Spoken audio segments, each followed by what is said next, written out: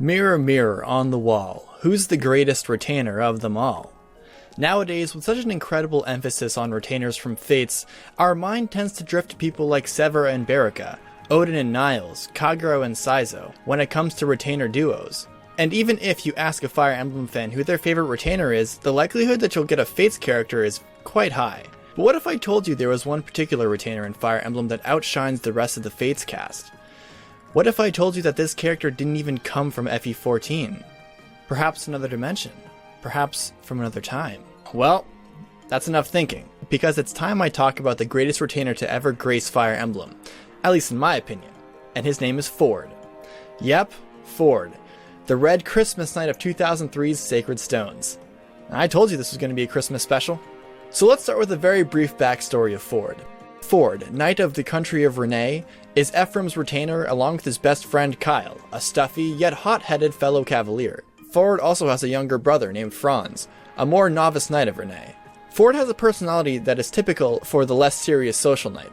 Cool, calm, and collected, a tad bit lecherous and kind of an extrovert. This, as one would expect, is the complete opposite of Kyle, the green social knight, who has a stick up his ass, like, all the time. At first glance of his easygoing portrait and personality in the main campaign, it's easy to peg Ford as just another Sane, because honestly he does check off most of the archetypical traits. But that's pretty much where Ford begins to differ from not only his FE7 counterpart, but the other Fire Emblem characters that fit the social knight archetype.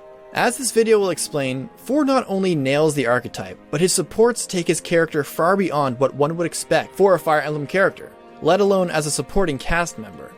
So on the topic of archetypes, let's first look at Kyle and Ford. In their C support, Kyle approaches Ford and perplexingly asks why of all things Ford is painting in the middle of battle. Kyle calls him out and asks him what if an enemy would jump him while he's distracted with his painting, but Ford affirms that his paintings serve a tactical purpose. Kyle again calls him out that he's just rationalizing, then Ford agrees to stop sketching, while also jabbing at his partner's stuffy attitude. They continue bickering, and Ford tells Kyle to take himself less seriously, and Kyle responds by snapping back, and saying that Ford needs to take himself more seriously. The C support takes absolutely no time in establishing the archetypes here. Right from the get-go, we see Ford acting off-duty on the battlefield, while Kyle acts as the stern stick in the mud. The sarcasm on Ford's part, contrasting with the seriousness of Kyle's tone, really sets these two apart. The biggest thing that struck me here is how much of the archetype they fulfill. This actually encouraged me to compare their C support with that of Alan and Lance's, Sane and Kent's, Oscar and Kieran's, and Stahl and Sully's. While the rest of these archetypical conversations do establish a personality difference, I honestly feel that Ford and Kyle's do the most with it. C manages to establish Ford's laid-back personality, along with how it's applied, and how he reacts to Kyle's uptightness with some actually pretty funny and sarcastic and dry humor. Kyle, on the other hand, manages to establish what kind of stick in the mud he is, and unlike Kent or Alan, and more close to the vein of Kieran, he's a hothead. B continues the banter between the two knights. Kyle catches Ford almost falling asleep mid-battle and starts to cuss him out hardcore, saying that he has no sense of self-preservation. Ford then comments on Kyle's annoying, nagging behavior. Ford then remarks on how Kyle's uptightness will never get him married. Soon after, he starts to compliment on how smooth Kyle really was with the ladies back then. The entire time, Kyle is completely frazzled by Ford's words, not really knowing how to respond out of embarrassment. It ends with Ford saying that Kyle's actually pretty cool for being such a low-key lady killer, and that he has respect for him, causing Kyle to blush in embarrassment. B manages to just be funny. Ford is all over Kyle here, completely capitalizing on Kyle's front of being a serious and dutiful knight, always putting knightlyhood before everything. What this all goes to show is how much Ford actually knows Kyle and vice versa, and how much, despite their bickering, he respects Kyle for what he stands for. It also tells me how much he enjoys just fucking with him in general, which is really funny to see, given Kyle's personality, and you can see something similar with Ford and Vanessa's support as well, which we'll cover much later in the video. Kyle doesn't really disagree with this statement either, which indicates to me that as much as Kyle loves being a knight for the responsibility it entails, he also has quite a chivalrous and courteous side for women. It's overall pretty impactful. Ford is driving this conversation so well that not only does it begin to establish how close these two are, but it also dissects Kyle's character for Kyle himself. In the A support, Kyle is the one who seems fatigued, which causes Kyle to understand why Ford actually paints landscapes. Then Kyle asks Ford how long he's been drawing for, to which Ford surprisingly has no answer for. Kyle asks if the silence is an indication that he forgot when he started. Ford finally answers that he started drawing when his mother died. He begins by explaining that he won a sword fighting tournament when he was young. She seemed far more pleased at a picture I'd drawn of her than my victory. She kept that picture near her always, and she looked at it often. She rejoiced more in my skill with the brush than my skill with the sword. I never understood why, not until recently at any rate. Franz, though, he was too little to talk or even walk. That's why I kept that picture of her hanging in our home. Then after some somber quietness, Kyle asks his friend if he could teach him to paint after the war is over, and Ford agrees to it, but says they both need to make it out alive first. This support is just one of the best supports in the game, honestly. Kyle starts out too exhausted to be his usual self, or rather the self we understand him to be. The sudden change in character Ford has, followed by this touching story, begins to unravel Ford's reason to paint. But I'm going to first jump to after Ford's storytelling and start with Kyle's actual idolization for Ford in this conversation. I wanted to be like you, and I was so irritated that I didn't practice more. In regards to his loss in the sword fighting tournament. What this begins to indicate is how formidable of a warrior Ford actually was when he was young. And it's Ford's unquestionable skill that pushes Kyle to continue to improve. This is why I think Kyle gets so upset at Ford all the time. It's because Kyle knows the potential Ford has. And even if Ford slacks off, somehow, as indicated in Kyle and Luth's support, they still go even in sparring matches. The beauty of this line goes to show why Kyle acts the way he does toward his partner. It's not just, oh, Ford is the slacker and Kyle is the hard-ass, and then they leave the archetype there. No, they both actually reveal why they are who they are. They take this archetype much further than the previous games. Path of Radiance doesn't even get this deep, and Awakening actually does manage to set Stahl and Sully well. We kind of learn that Sully is driven to prove men wrong, but it's nothing as layered as Ford and Kyle's. Now to get back to Ford. Refer back to this line he says towards the end of that story. I never understood why, not until recently, at any rate. What's important about this line is that we don't exactly know for sure what he means by this. But anyway, Ford mentions his younger brother Franz as well, saying that he himself is lucky to have memories of Mother that Franz never did. And to get a little introspective here, it hits home for me. I actually know what it's like to be in Franz's shoes somewhat. The fact that not only is this conversation so humane and humbling for Ford, but for me it's really relatable. What I think makes the support so good is how much it can reveal about these two characters.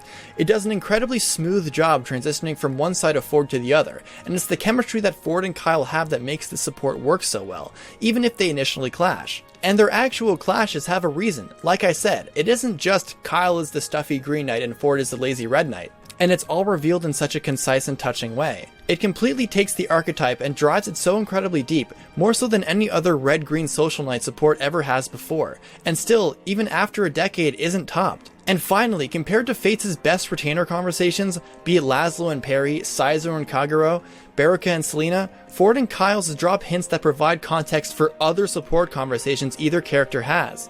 Ford and Kyle supports is just the start of a long and woven system that makes Ford who he is and how great of a character he is. Unlike other Christmas nights, their personalities can clash all they want, but the fact that Kyle and Ford's friendship is so deeply rooted makes it all the more believable that despite their clashes, they are still best friends. In fact, they are such close friends that with their A support, they even get a paired ending. Yes, these two can actually have a paired ending. For only the second time in Fire Emblem, the first being Raven and Lucius. Oh my. 1,500 words for only a single support. What's next for Ford? Well, the big boss himself, Warrior Prince Ephram. The C support starts with Ephram catching Ford in the act of looking at a landscape painting that he made a long time ago. Despite Ford's effort to justify indulging in his hobby mid-battle, Ephram clues in that it's just a really pretty landscape painting. This prompts the prince to reminisce about his childhood adventures with Erica. We used to watch the sunset sink behind the mountains while we talked for hours. Your painting reminds me of those days. Ford seems stunned by the compliments of the prince, but then Ephram, as a concerned comrade, suggests that he shouldn't indulge his hobby on the field, to which Ford denies it and seemingly overconfidently states that he's always battle ready. Ephram chuckles and the support ends there. The most notable thing to observe and see is Ephram's self-disclosure, which seems to catch Ford off guard. Admittedly, not a lot goes on here, but B is where it starts to get the ball rolling. In B, Ford's assertion that he never fools around mid-battle prompts Ephram to start unfairly comparing Ford to his younger brother, Franz, and Ford responds by comparing him to his sister, Erica, with the intent to prove the prince that it's rough to be held to the standards of their siblings. The point Ford makes causes Ephram to once again get introspective. According to Ephram, without Erica, he wouldn't be sure if he could even possibly lead his people back from the disaster that has shattered Renee, and Ford empathizes with Ephram, and the following dialogue is exchanged.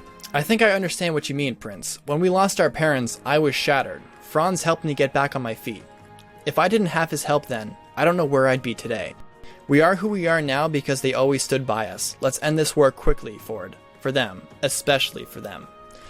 What drives this conversation between these two is their mutual understanding of how vital their siblings have been to themselves, and how much they actually depend on them. For both of these men, trying to compare themselves to their siblings seems like too hard of a task, since both of them understand that they would be nothing without them. But this fact is much more impactful for Ford than it is to Ephram, because the passing of Ford's mother and father completely destroyed him. Ford had to rely on his younger brother Franzs to get back on his feet, and this helps to explain why Ford was so quick to dismiss the conversation of comparing siblings. Next to Franzs, Ford feels inadequate. But still, they both understand that they have a duty to fight for them, to end this war quickly, and especially for their sake to do it. And again, as we observe, the conversation ends somberly for Ford. A begins with Ephram asking Ford if he could ever see his painting again. The scene you painted, it's the Renee we once knew. I want to restore the Renee you painted. I wanted to see the painting again so I could carry it with me in my heart. Ford actually offers the painting to him as a gift, and Ephram is very thankful for it. He then asks Ford if he ever studied painting. Ford says he never studied, but he would paint for Franzs, as it was the only way he could get Franzs to stop crying from his father being away. And ever since the discovery, Ford continued to paint to make Franzs happy. After some quietness, Ford jovially breaks the mood and asks if, after the war, he could have a vacation. Ephram, chuckling, tells his retainer that he needs to earn it, and the conversation ends how the entire conversation began, with Ford's keen ability to crack a smile. This A support is pretty great for both characters. For Ephram, Ford's painting enables him to assert his purpose in the war. Ephram's ultimate goal isn't to defeat Grotto, because that's just the means to his real end, to bring the beauty of the now ravaged Renee back to it. Most importantly, however, Ford's painting brings Ephram joy. In fact, Ford's exchange through B and A bring out not just Ephram's desire for what to fight for, but who to fight for as well. For Ford though, we learn more of his shattered past. Notice how in Kyle's support, the focus was on the loss of his mother, but with Ephram, the focus shifts to the frequent absence of his father. As we have learned so far, Ford's mother's love for his painting was what started him on the path of an artist, but the passing of his mother and the frequent absence of his father forced Ford to hone his artistic skill to continue to make his younger brother Franzs happy. And that's essentially the gift that Ford can provide through his painting. Ford, despite his own suffering, manages to always find a way to cheer up those he cares about. It isn't his impeccable swordsmanship that makes people happy, it's his skill with a brush. That skill with a brush makes his mother happy, Franzs happy, and even his master Ephram happy too. The support ends with Ford naturally brightening the mood when it got dampered. At this point, it's really starting to seem like he isn't joking around because it's fun to do. It's starting to seem like he's doing it out of necessity to make others happy, like it's an obligation. And for Ford, this is just another stellar support for him, because it challenges the reader to figure out for themselves the tragic nature of Ford's past. It fleshes out Ephram's character into someone much more relatable too. Oftentimes we consider Ephram to be just this generic lord who likes to wreck face till he wins. But thanks to Ford, Ephram tells us who and what he fights for. On one hand, it's heartwarming, but on the other, it tugs on the heartstrings. Kyle and Ephram's support have now established the importance of Ford's painting, and the importance of Franzs in Ford's life. In C, Franzs asks his brother what he thinks the outcome of the war will be, and Ford answers that despite their great skill, he can only hope that they win. Franzs gets a bit aggravated and says that they have to fight for it, as it's their duty as Renee Knights to fight. Ford responds by telling him that he's as serious as Kyle is, and if he takes his battle too seriously, Franzs is sure to make a mistake. Franzs nods his head as he listens to the advice of his brother.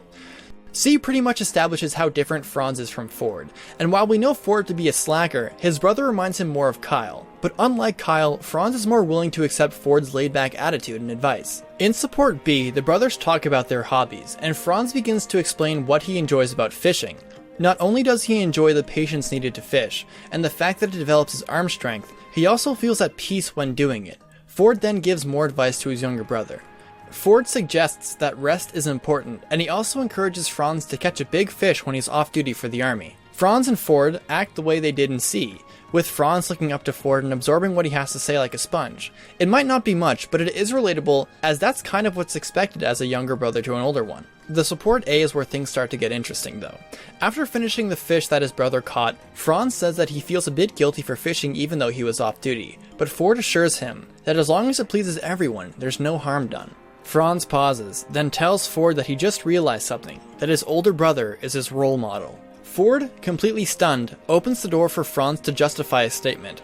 I became a soldier so I could be like you, and now I'm going to work harder so I can be a great knight like you. Ford again denies his brother's sentiments, insisting that there are much better role models than himself. Ford mentions his own laziness, but Franz denies it.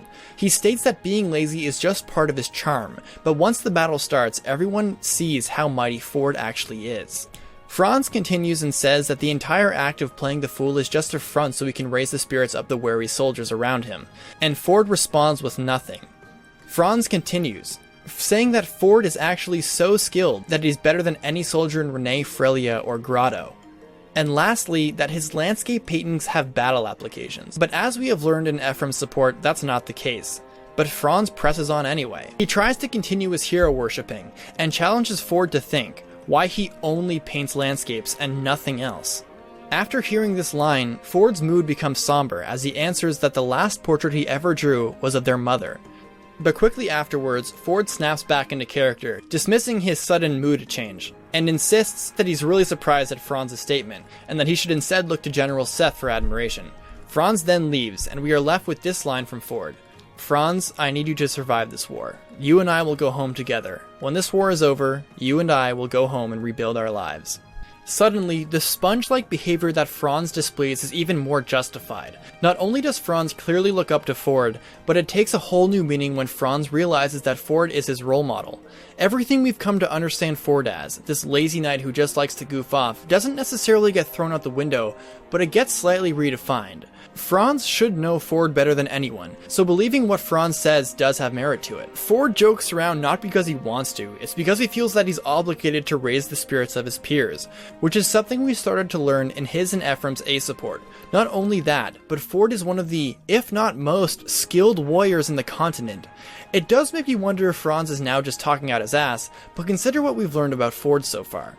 As children, Ford was just better than Kyle, even though Kyle worked way harder.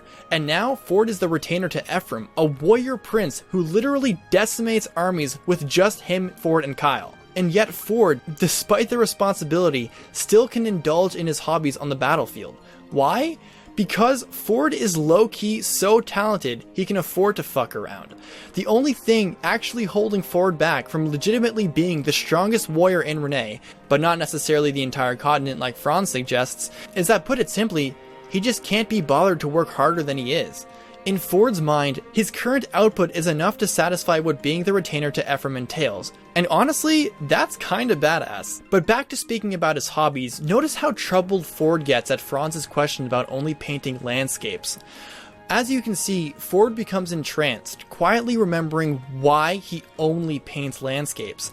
It seems like, the way he puts it, he can't paint portraits again because it brings back painful memories of his past. It brings up painful memories of living without his mother and struggling to survive with just himself and Franz. Even the thought alone is upsetting for Ford, but he's quick to dismiss his own feelings and instead to focus on Franz again. The ending line reminds me of what he and Ephram discussed about the importance of their younger counterparts. Ford needs Franz to survive, not just for Franz's sake, but for his own sake as well. This support doesn't only nail the brother-brother dynamic that these two share, but we also get to see more of Ford's past. It becomes clearer now that painting isn't just a quirk or pastime that simply contributes to Ford's character for the sake of it, it's something that eases his mind, almost like a dependency. And in every support so far, Ford has ended up confronting painful memories of his past, and each time it has taken him completely out of character. The second last support conversation he can have is with Erica. And in Erica and Ford's C support, Ford is somewhat bashful in his concern for Erica's safety because her armor leaves her stomach exposed. After Erica playfully pretends to flash him, she explains that it's simply her preference to be able to maneuver easy in battle, hence the light armor. She also makes note of Ford's own shell, noticing how many battle scars are on it, but Ford jokes around, saying that he mostly got those scars from his own mistakes. She then thanks him for his efforts to protect Ephram anyway while they were separated. Ford, moved by her words, reminds her that he's also in her service too, not just her brother's. I think C is up to the reader to interpret whether Ford's concern for the princess is out of genuine care as a knight, or that Ford is actually crushing on the princess. But I think the more important thing here is that Ford is seemingly moved by Erica's appreciation for staying diligent to his knightly duties. Support B continues the theme of the knight and princess, with Ford offering Erica to stay behind him and his fellow soldiers. The nice gesture makes Erica smile, and afterwards, she asks what Ford plans to do after the war. He answers that he'll try to return to painting. Erica, surprised, asks if Ford actually paints. He says that yes he does, and mentions that despite his efforts to hide it, he's been caught by his comrades in the act. Erica then asks Ford to consider doing a portrait of her. Slightly off-put, Erica asks if it's a vain request, but Ford says that even though he rarely does portraits anymore, he'd be honored to do this for her. Are you now starting to see why reading Ford's supports in a certain order brings out the most in them? Ford mentions that his hobby has been unearthed recently, but unearthed by whom? Ephram and Kyle. Also notice how Ford mentions that he rarely does portraits anymore. How rare? Well, the last portrait he ever drew was of his mother, but this time, instead of shutting down like he did in Franz's A support, he's enthused at the idea of painting Erica's portrait. Could there be a particular reason for this sudden attitude change? Is it only because she's the princess, or is there something else to this? In the A support, Ford finds Erica and asks what she intends to do after the war ends, and she says that she wants to restore Renee and bring back happiness to her people, because for Erica, happiness is what these people deserve. Ford, being moved by this, agrees, and then he eagerly renews his knightly vows to help support Erica in achieving her dream. Erica, being thankful for this, tells Ford that she is grateful for him and his ability to smile in the face of sorrow, and to be able to bring happiness to anyone's day. But as usual, Ford dodges the compliment and tells Erica that actually, she's the special one. He tells her that her willingness to risk her life for the country has a profound effect on the army, and it gives him a reason to live too. It's to restore the radiant smile on your lovely face. I fight to see you smile again, to drive the worry from your face. If I can do that, then I will be more than happy to paint your portrait. Erica's passion and dream to bring happiness onto others, much like Ford's own motivation to be a goofball, drives Ford to renew his vows for Erica's sake. It's not entirely set in stone what drives Ford to fight in this war. Kyle's desire to protect Ephram seems much more genuine than it does to Ford. Ephram's motivation to fight is one that Ford can definitely relate to, but he doesn't seem as passionate about it as Ephram himself. But when it comes to him and Erica, they share a very, very similar goal, to achieve happiness and bring it to the people around them. But there's something else about Erica that gets to Ford in such a positive way, and it's her smile. Take a look at their paired ending together. After the war, Erica and Ford returned to Renee. Erica spent her days toiling in the reconstruction of Renee, and he was her faithful supporter. His portrait of Erica captured the smile he had thought lost forever. The smile he had thought lost forever? Yeah, that's not just any smile. That's the lost smile of his mother. All of the sadness Ford feels every single time moments of his past are brought up. Every single time art is mentioned in his supports, be it Kyle's or Ephram's or Franz's, Ford is stricken with grief because the origins of his talent are laden in trauma. But with Erica and her charisma, her desire, and most of all, her smile, it fills the void in his heart that was left by his mother's passing. For me, it's just hard to put into words how amazingly impactful this entire thing is. The reason why I explain the support in this particular order is because the hints dropped from the preceding support contribute to the impact of the one following it. With Kyle, we learned that Ford's mother rejoiced in his portrait of her, and that she kept it close always, looking at it often. And then when she died, Ford started drawing and painting more often. But as he said, he never understood why until recently. That recent realization was the fact that Ford's art makes people happy. It makes Ephram happy enough that he wants to carry the image with him in his heart, just like his mother did. But more importantly, it made Franz happy. Whenever Franz would look at the portrait of their parents, it would make him stop crying. So then we move on to Franz's support. And on the topic of painting, Ford is taken aback by memories of his mother, saying the last portrait he drew was of her. Then transition on to Erica, whose radiance so profoundly reminds him of his mother that it fills the void left behind from her and his father's death. The support ends with Ford finally being able to fully embrace his artistic talent, and perhaps even better cope with memories of his childhood. To put it simply, Erica completes Ford. And for that reason alone, after everything that's been said, I ship Ford and Erica to the death. fuck Seth, fuck Innes, hashtag Fortica. There is one more support that I didn't forget about though, which is, in my opinion, Ford's worst. It's by no means a bad one, but it's kind of there. The support that I'm talking about is none other than him and Vanessa's support. I don't think it warrants a complete breakdown, but basically what happens is Ford channels his inner sane and essentially hits on Vanessa the entire time. The entirety of this support chain is just for comic relief, and there's no other way to explain it really.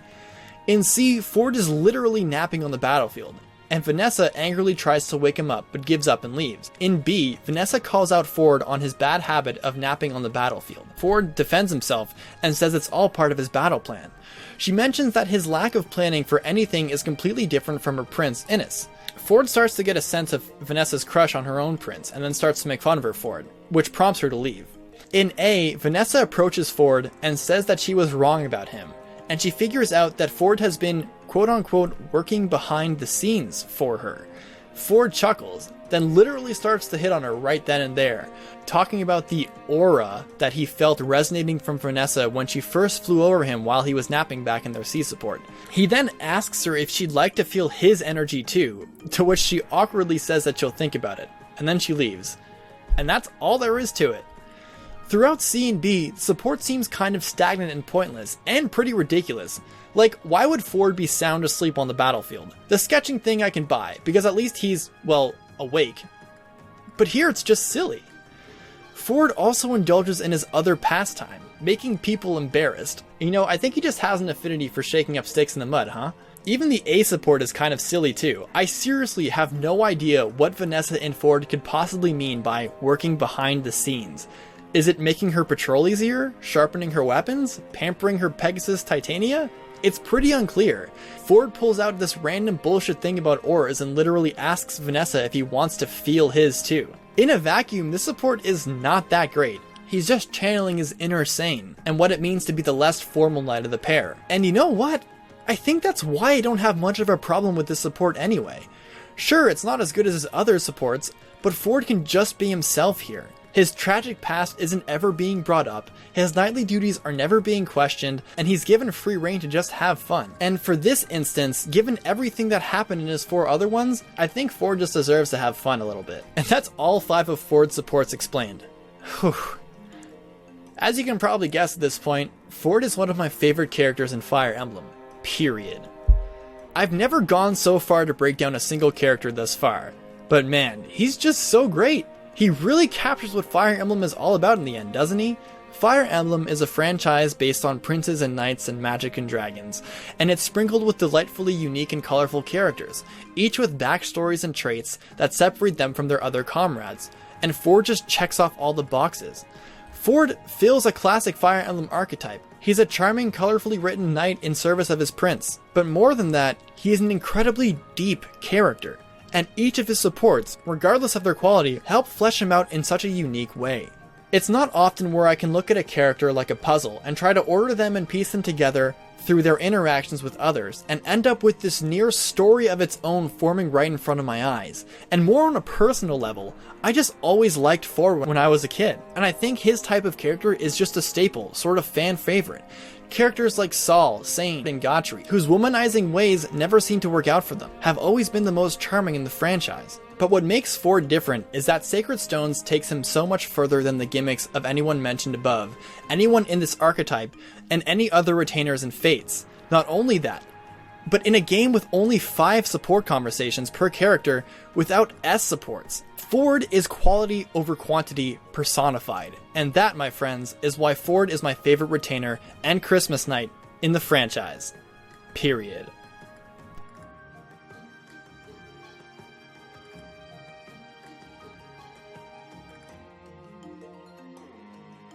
Holy cow. Thanks for watching this until the end. I really appreciate it. This video took much longer than the other 2, so I hope it was worth the trouble. If you liked it, please drop a like and comment, and if you like this series, please subscribe for more of it. I'm sorry I couldn't get this done before Christmas, but a lot of us are still on winter break, right?